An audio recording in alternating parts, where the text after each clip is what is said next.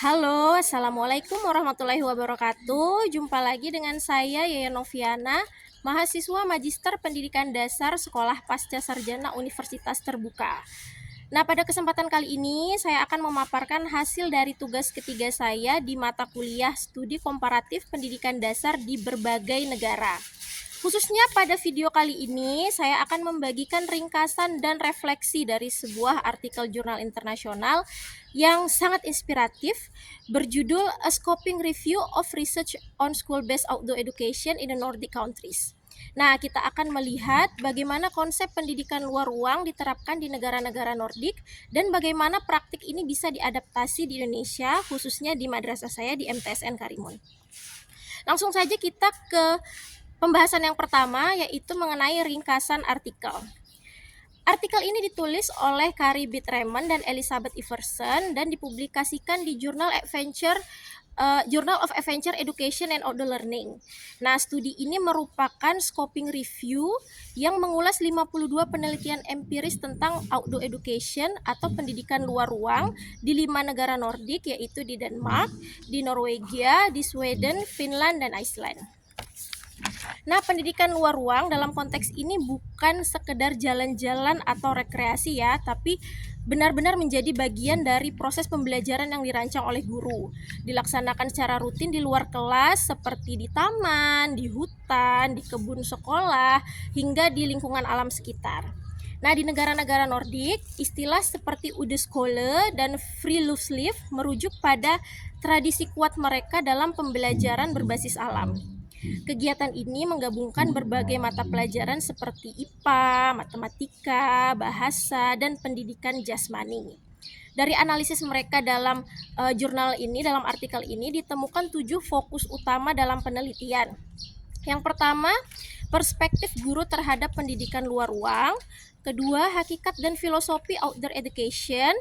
3, pengaruhnya terhadap kesejahteraan siswa. 4, dampaknya terhadap pembelajaran kognitif. 5, proses belajar mengajar. 6, penggunaan teknologi digital. Dan yang terakhir adalah pendidikan untuk keberlanjutan. Nah, selanjutnya ke pembahasan yang kedua, yaitu mengenai refleksi atas implementasinya di Indonesia. Nah, sekarang kita bandingkan dengan praktiknya di Indonesia. Apakah pendidikan luar ruang sudah diterapkan?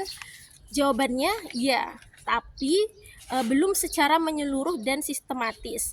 Sebagian besar sekolah di Indonesia memang sudah mengadakan kegiatan luar kelas ya, seperti studi wisata, pramuka, kegiatan lingkungan atau outing class. Nah, tapi kegiatan ini tuh masih bersifat insidental. Jadi belum menjadi bagian terintegrasi dari kurikulum harian yang memang diterapkan di berbagai sekolah di Indonesia. Nah, di negara-negara Nordik, outdoor education adalah bagian rutin dari strategi belajar.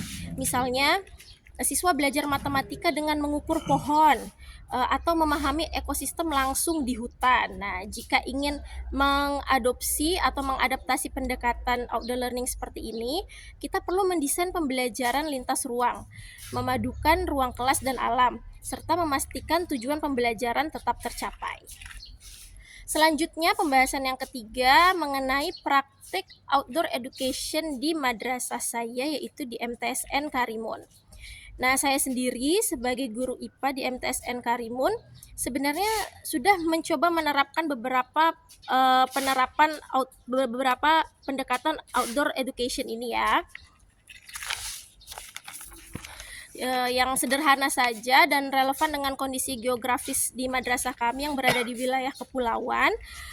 Beberapa kegiatan yang pernah saya lakukan itu contohnya seperti pertama, pembelajaran sistem pernapasan di luar kelas. Jadi siswa diajak ke taman untuk mengamati pernapasan sebelum dan sesudah aktivitas fisik.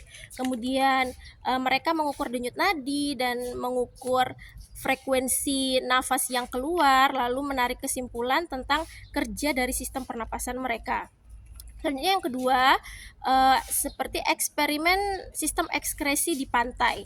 Jadi kami memanfaatkan cuaca yang panas di wilayah kami, apalagi yang dekat dengan wilayah pesisir ya, untuk mengamati keluarnya keringat dan membahas fungsi kulit sebagai organ ekskresi. Selanjutnya kami juga pernah membuat jurnal IPA berbasis lingkungan sekitar, di mana siswa membuat jurnal tentang flora dan fauna di sekitar madrasah yang kemudian dihubungkan dengan topik rantai makanan dalam materi pelajaran ekosistem. Terakhir, kami juga pernah melakukan kegiatan gotong royong sebagai pembelajaran social science atau sosial IPA, di mana kami membersihkan lingkungan sekitar, lingkungan madrasah dan lingkungan sekitar madrasah juga, sambil mempelajari jenis sampah, bagaimana cara daur ulang sampah dan dampaknya terhadap lingkungan. Seluruh kegiatan ini tuh bukan hanya membangun pemahaman, tetapi juga mendorong keaktifan rasa ingin tahu dan cinta lingkungan. Selanjutnya yang terakhir tentang tantangan dan harapan. Tentu saja ada tantangan dalam menerapkan outdoor education di sekolah ya, terutama di madrasah kami seperti keterbatasan waktu, kekhawatiran tentang keamanan siswa, atau kurangnya dukungan fasilitas. Namun, semangat untuk berinovasi dan mendekatkan pembelajaran dengan alam bisa menjadi kekuatan utama. Guru perlu berkolaborasi, membuat perencanaan yang matang, dan melibatkan siswa secara aktif. Nah, saya percaya bahwa dengan pelatihan yang tepat dan kebijakan yang mendukung, sekolah-sekolah di Indonesia, terutama yang dekat dengan alam seperti madrasah kami di MTSN Karimun, dapat mengembangkan pendidikan luar ruang yang bermakna dan berkelanjutan.